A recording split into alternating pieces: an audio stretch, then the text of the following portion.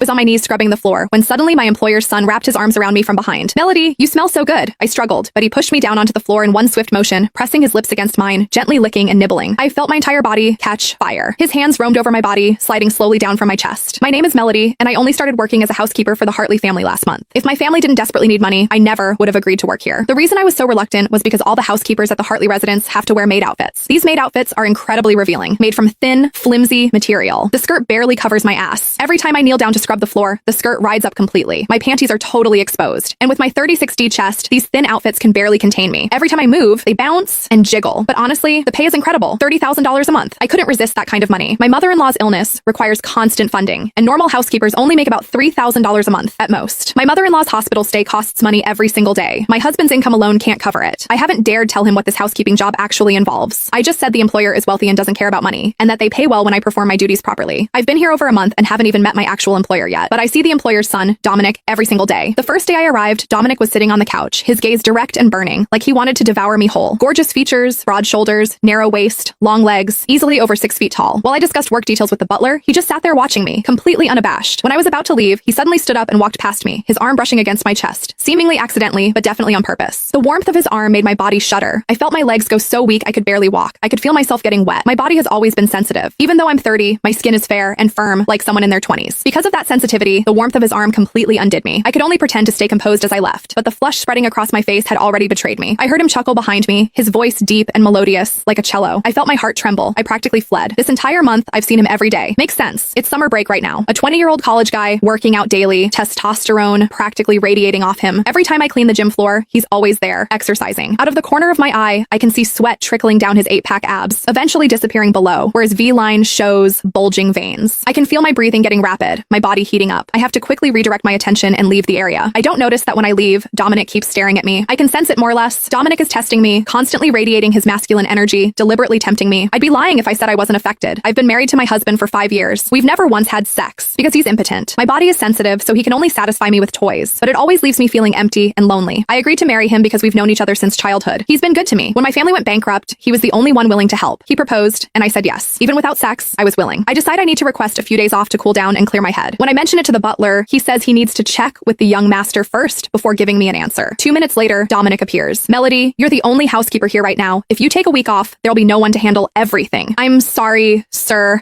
I don't want to, but my mother-in-law is seriously ill in the hospital and we haven't found a care worker yet. I'll find someone as quickly as possible." I sit nervously on the couch, not daring to look directly